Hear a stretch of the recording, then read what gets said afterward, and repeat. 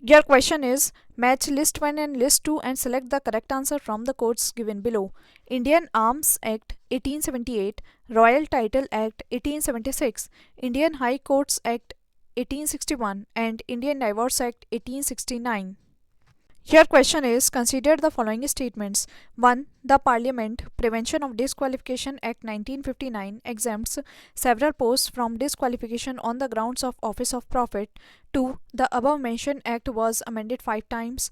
3. The term office of profit is well defined in the Constitution of India. Which of the following statements given above is or are correct? Your options are A. 1 and 2 only, B. 3 only, C. 2 and 3 only, or D. 1, 2 and 3. Right answer is A. 1 and 2 only. The Parliament Prevention of Disqualification Act 1959 exempts several posts from disqualification on the grounds of office of profit, and the above mentioned act was amended 5 times. Your question is with the reference to consumers' rights or privileges under the provisions of law in India, which of the following statements is or are correct? 1. Consumers are empowered to take samples for food testing. 2. When a consumer files a complaint in any consumer forum, no fee is required to be paid. 3. In case of a death of a consumer, his or her legal hire can file a complaint in the consumer forum on his or her behalf. Select the correct answer using the code given below. Your options are A. Only 1, B. Only 2 and 3, C. Only 1 and 3, or D. 1, 2 and 3. Right answer is only 1 and 3. Consumers are empowered to take samples for food testing, and in the case of a death of a consumer, his or her legal hire can file a complaint in the consumer forum on his or her behalf. Your question is which of the following is not a social act? Your options are A. MISA Act, B. Anti-Dowry Act, C. Protection of Civil Rights Act, or D. Prevention of Immoral Traffic Act.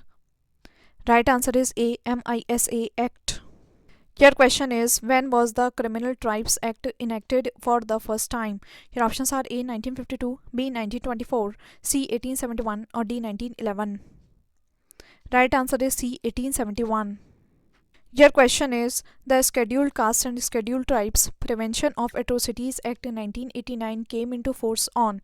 Your options are A. 1st July 1989, B. 30th January 1990, C. 30th July 1989, or D. 1st January 1990. Right answer is B. 30th January 1990. Your question is under which act the Scheduled Caste and Scheduled Tribe Atrocity Removal Law was implemented? Your options are A. Act 1990, B. Act 1989, C. Act 1992, or D. Act 1991. Right answer is B. Act 1989. Your question is who has or had the power to make rules for carrying out the purposes of the Scheduled Castes and the Scheduled Tribes Prevention of Atrocities Act 1989?